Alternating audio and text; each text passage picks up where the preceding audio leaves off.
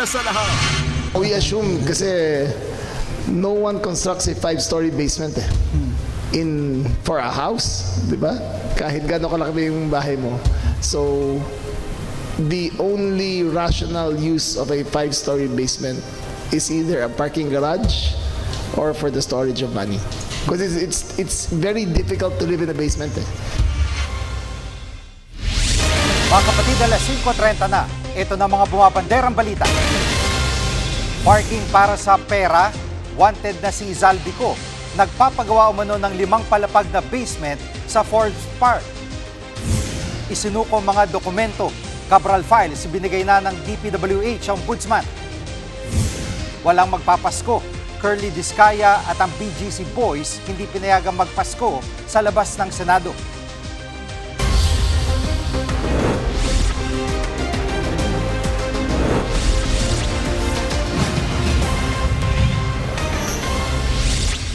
Isinuko na ng DPWH ang ombudsman ang computer at mga dokumento ng yumaong dating DPWH Undersecretary na si Catalina Cabral.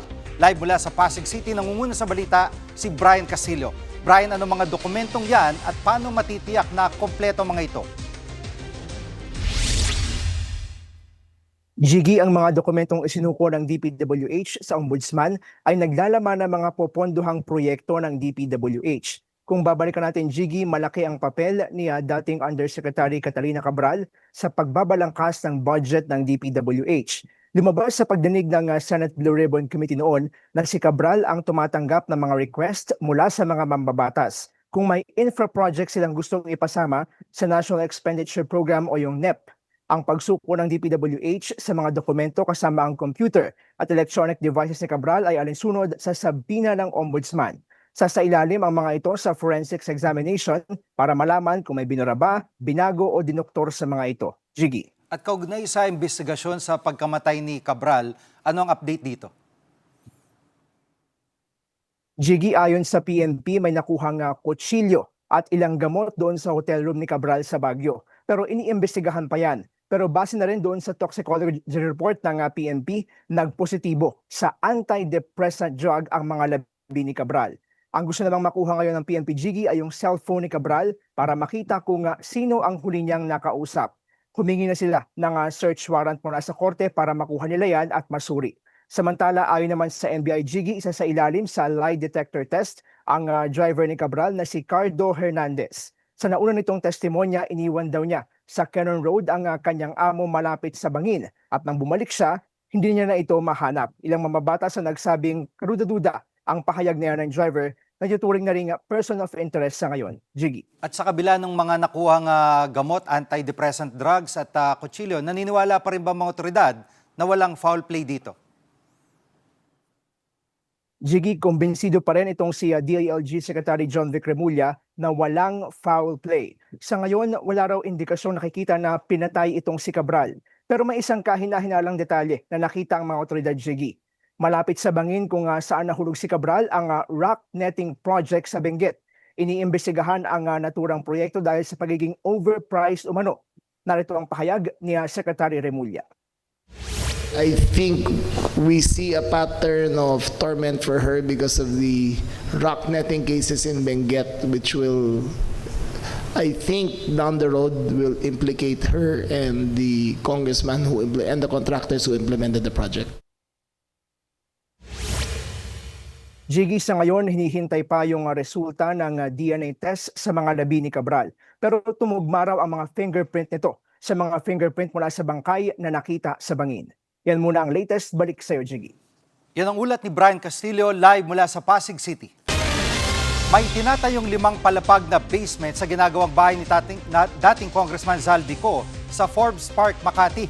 Ayon kay DILG Secretary John Vic Remulla, base yan sa kopya ng building permit application at construction plan na nakuha mula sa Village Association. Natigil lang daw ang construction nang pumutok ang issue sa flood control. Palaisip pa naman para kay Remulla kung para saan ang ganong kalaking basement. No one constructs a 5-story basement for a house, di ba? Kahit gaano kalaki yung bahay mo. The only rational use of a 5-story basement is either a parking garage or for the storage of money. Because it's very difficult to live in a basement. Paimbisigan ni Batangas Congressman Leandro Leviste sa Kamarang Party List ni Congressman Terry Ridon na Bicol Saro. Iniugnay ni Leviste ang party list sa ilang contractor na nakakuha umano ng mga proyekto sa gobyerno. Live mula sa TV5 Media Center, nangunguna sa balita si News 5 House Correspondent Marian Enriquez. Marian, ano ang mga kumpanya raw at gaano kalaki ang mga proyektong ito?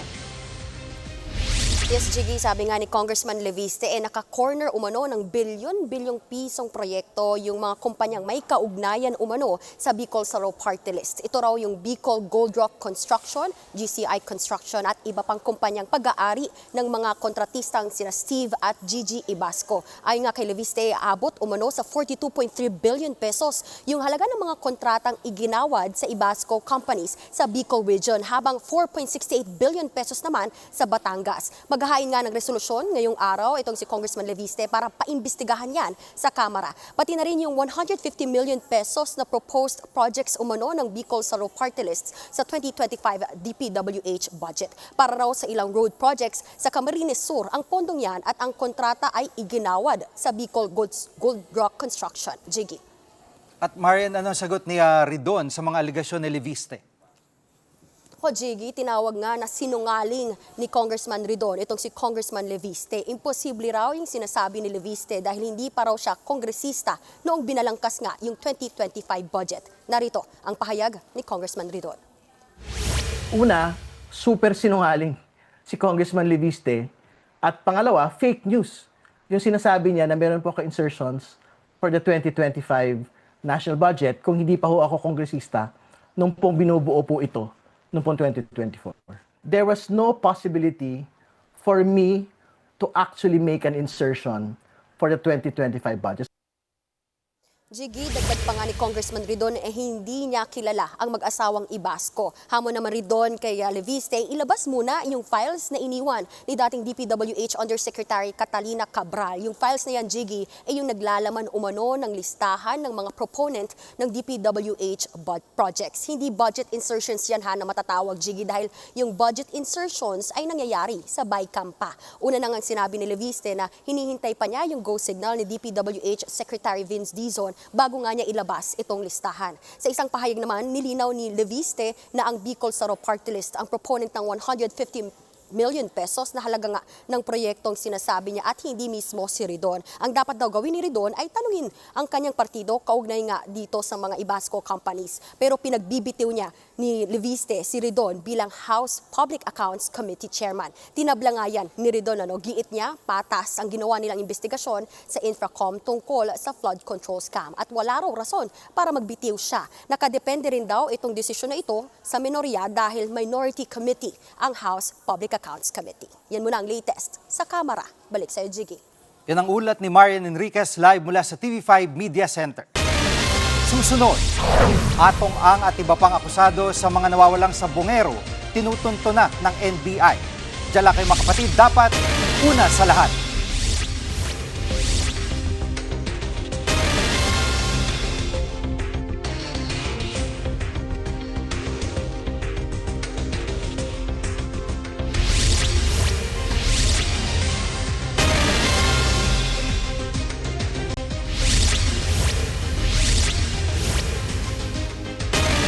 Siksikan pa rin sa NAIA Terminal 3, 2 araw bago magpasko, pero hindi lahat ng mga nagpupunta roon ay babiyahe.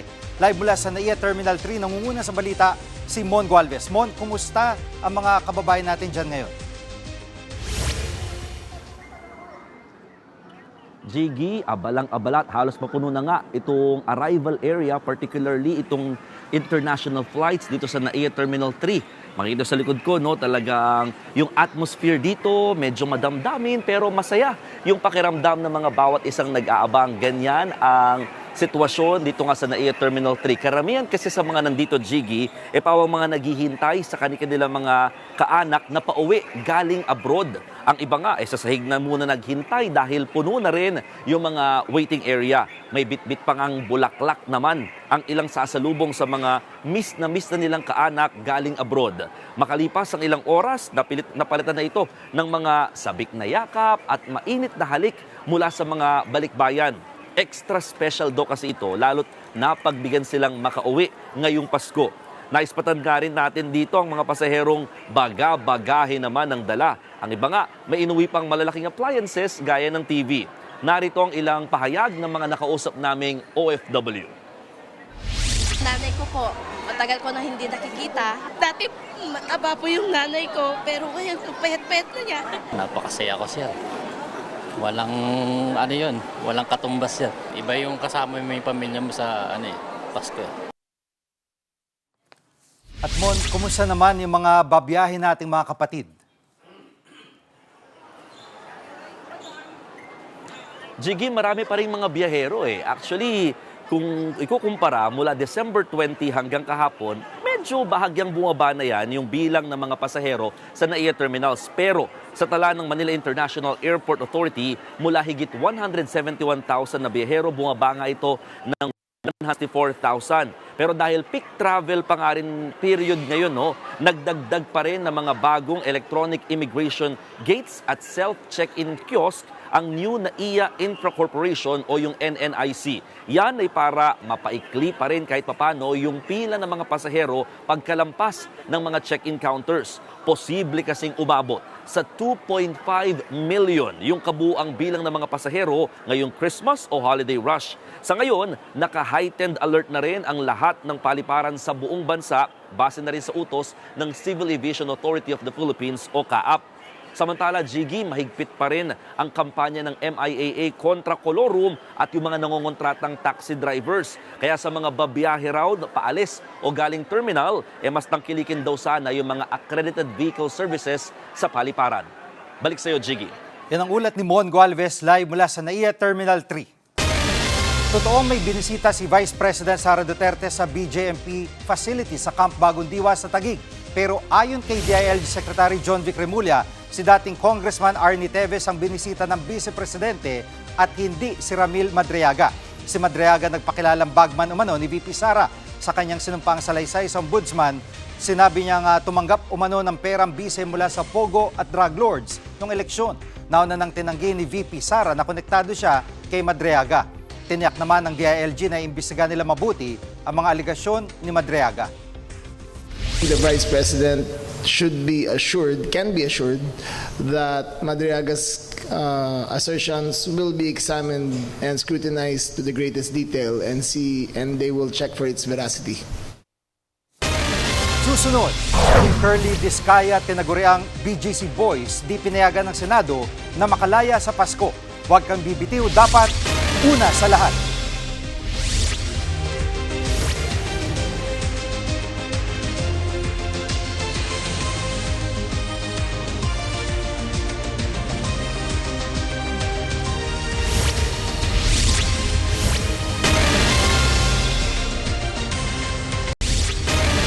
Tinutuntunan ng NBI ang negosyanteng si Atong Ang at iba pang akusado sa pagkawala ng mga sabungero. Yan ay para mapadali ang pag-aresto sa kanila sakaling ilabas na ng korte ang warrant of arrest. Sinampa ng makasong kidnapping with homicide, kidnapping with serious illegal detention, si Ang at 21 iba pa. Maglalabas naman ng warrant of arrest ang korte kapag nakitang may sapat na basehan para ituloy ang paglilitis. Dati nang tinanggi ni Ang na siya ang mastermind sa pagkawala ng mga sabungero. We will be doing our own efforts with respect to the implementation of the warrants of arrest, eventually bring the persons accused before the courts which issue the warrant of arrest. Hindi palalayain ng Senado sa Pasko ang contractor na si Curly Discaya, tatlong dating engineer ng DPWH. Ayon kay Senator Ping Lacson, yan ay para maiwasan ang posible nilang pagtakas. Bukod kay Discaya, nakakulong din sa Senado ang tinaguriang BGC Boys na sina Henry Alcantara, Bryce Hernandez at JP Mendoza. Yan ay matapos silang ma-cite in contempt sa pagdinig ng Blue Ribbon Committee. Nauna nang sinabi ng ombudsman na posibleng maglabas ng warrant of arrest ang korte laban sa kanila bago magpasko. Kami ang inyong mga kapatid sa Balitan at Public Service, dapat una sa lahat. Abangan niyo po ulit kami bukas dito sa TV5, 1PH, RPTV, True TV at 105.9 Troy FM.